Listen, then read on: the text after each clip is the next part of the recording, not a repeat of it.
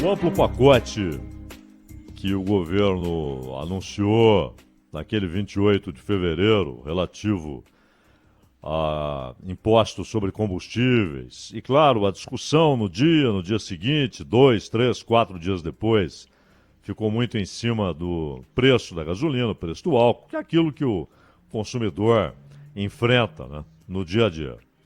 Então, nós tivemos também, naquele pacote, o anúncio de um imposto sobre exportação de petróleo. Basicamente, não adianta esse ou aquele argumento diferente do óbvio, que é o governo quer aumentar a arrecadação e, claro, como o gás de cozinha e também o óleo diesel permanecem livres de imposto federal até o final do ano, e como o aumento que foi autorizado na cobrança de impostos, ou o imposto autorizado sobre gasolina e álcool, é inferior àquilo que se cobrava antes, então há uma perda de arrecadação em relação ao padrão de cobrança de impostos sobre gasolina e álcool. Essa história de cobrar imposto sobre exportação de petróleo é uma compensação, é uma maneira de reduzir a perda ou até manter a arrecadação. Isso depende, claro, do volume exportado. Essa história de dizer vai arrecadar tanto, não se sabe. Você não sabe quanto você vai exportar.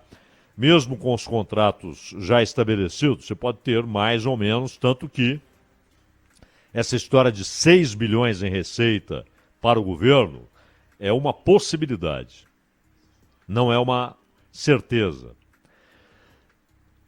O grande ponto é o conceito que está por trás de uma decisão como essa. Estabelecer imposto em cima de exportação. O Brasil já lidou com isso, a Lei Candir, por exemplo, né, que estabelecia compensações para os estados que deixavam de cobrar impostos sobre exportações. Mas é preciso ver qual a reação econômica disso. Porque alguém vai pagar.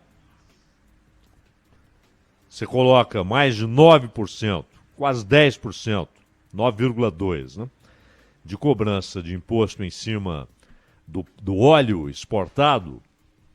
Quem vai pagar? Vai pagar o consumidor final, o país que importou petróleo do Brasil. Acontece que, ao contrário do que ocorre aqui dentro, o sujeito não tem alternativa, não há uma concorrência no refino e na distribuição. Ela está regionalizada.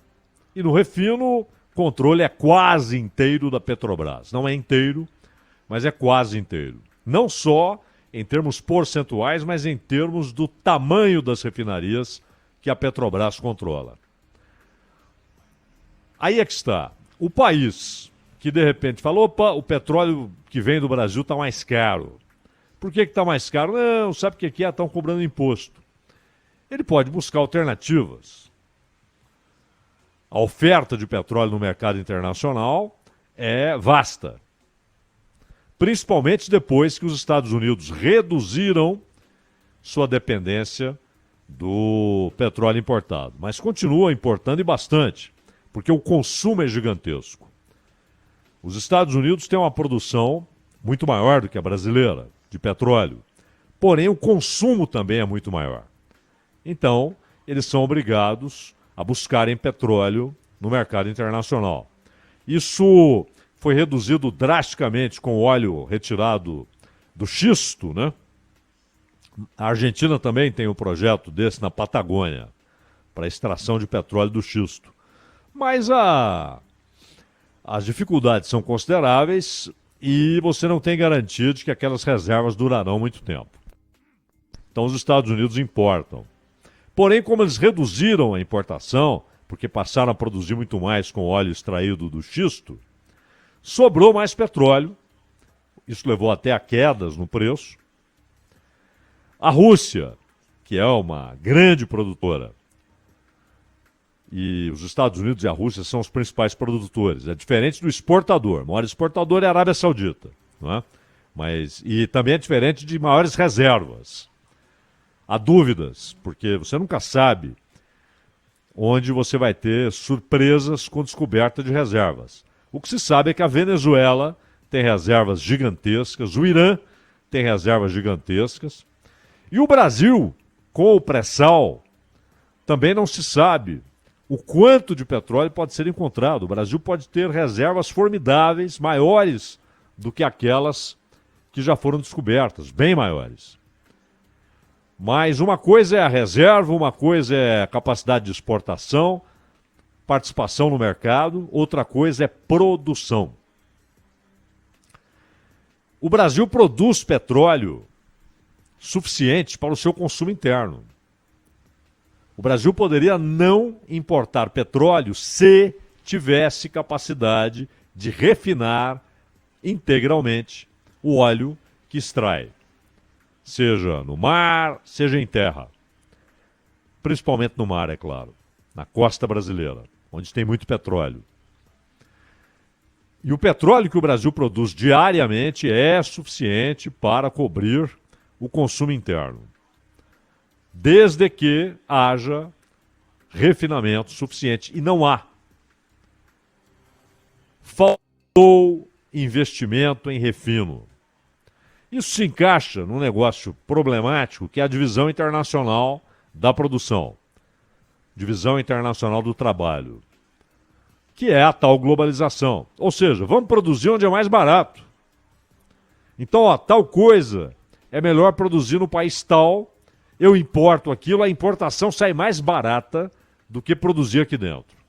Então eu vou importar isso e vou produzir outra coisa. Vou direcionar minha energia produtiva para outras mercadorias, que eu vou colocar no mercado internacional. Mas isso aqui eu vou importar, sai mais barato importar. Só que isso é idealizado. Você parte da premissa de que não haverá crises internacionais, interrupção de fornecimento de produtos e mercadorias, várias. Aconteceu com a pandemia. Não apenas muitos países ficaram surpresos quando descobriram que determinados equipamentos essenciais durante a pandemia, inclusive máscara, coisas as mais simples, teriam de ser importadas. Teriam de ser importadas. E agora? Não havia produção suficiente para o mundo inteiro e havia necessidade de quem produz de proteger a própria população. Insumos para vacina. Também durante a pandemia houve momentos em que o abastecimento foi interrompido por decisões tomadas lá no país exportador. Na China, na Índia. A Índia, em certo momento, falou, não, eu não vou vender nada agora, eu vou vender aqui dentro, eu vou entregar aqui dentro para a minha população.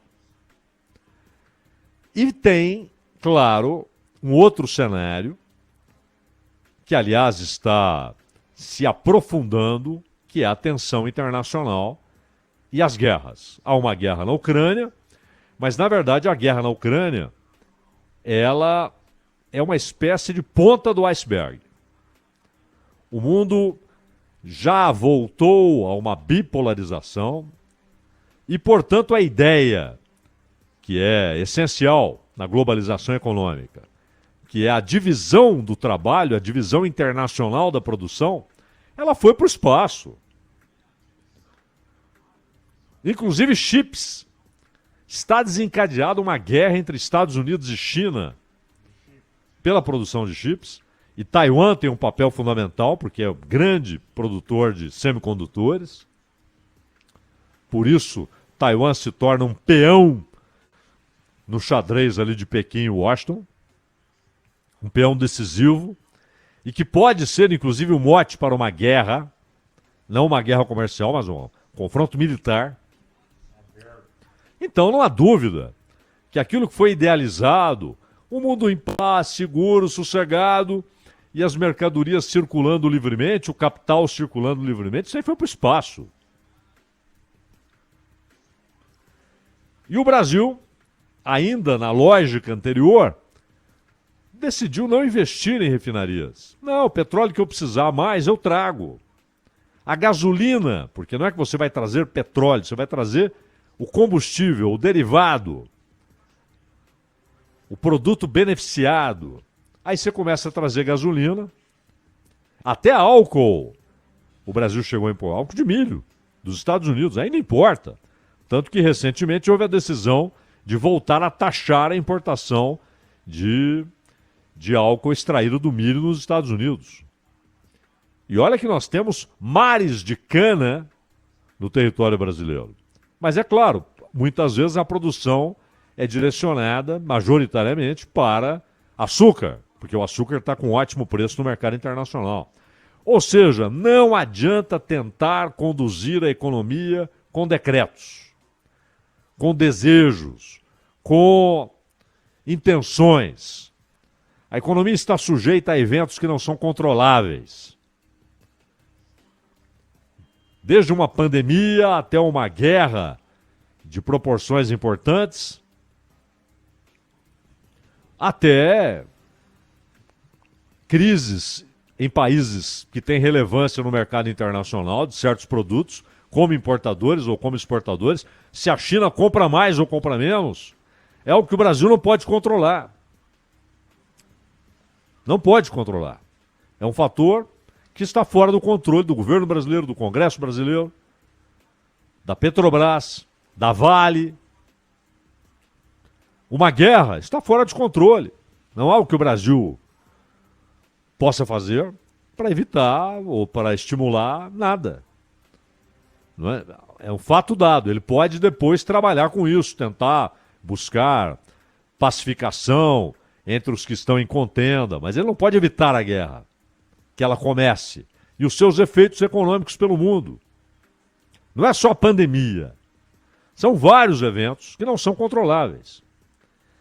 Então a ideia de meter imposto em cima do petróleo, você tem de trabalhar com riscos.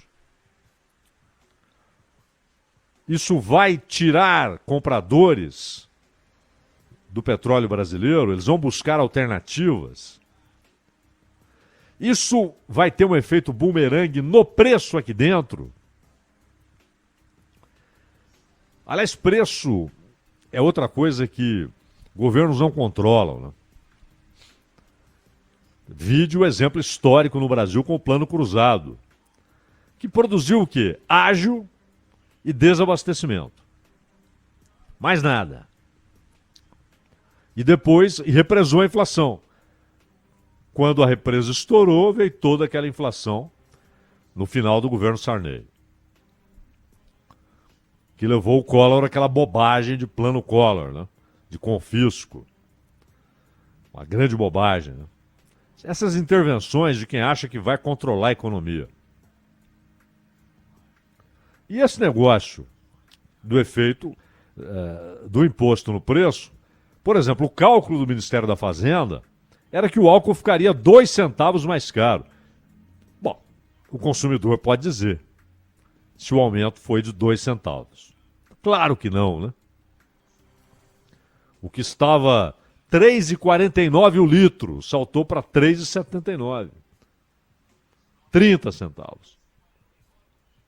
Não foram 2 centavos. E no caso da gasolina, claro, ficou uma perplexidade e tal, e há os oportunistas, né? Sujeito que botou lá no posto o preço da gasolina a R$ 8,00, a 7 cacetada, quando ela tinha um preço variando ali de 4,90 e tanto até 5 e alguma coisa. De repente está 7 e tanto. Aproveitaram a confusão, ninguém sabia qual seria o impacto. Depois as coisas vão se assentando, as pessoas olham, peraí, esse cara está cobrando 7, a 2 quilômetros daqui tem um posto cobrando 5. E aí, a escolha do consumidor vai disciplinando o mercado. Mas mais problemático do que o petróleo, porque o petróleo é aquele negócio, ninguém vai deixar de produzir enquanto houver petróleo. Petróleo é finito.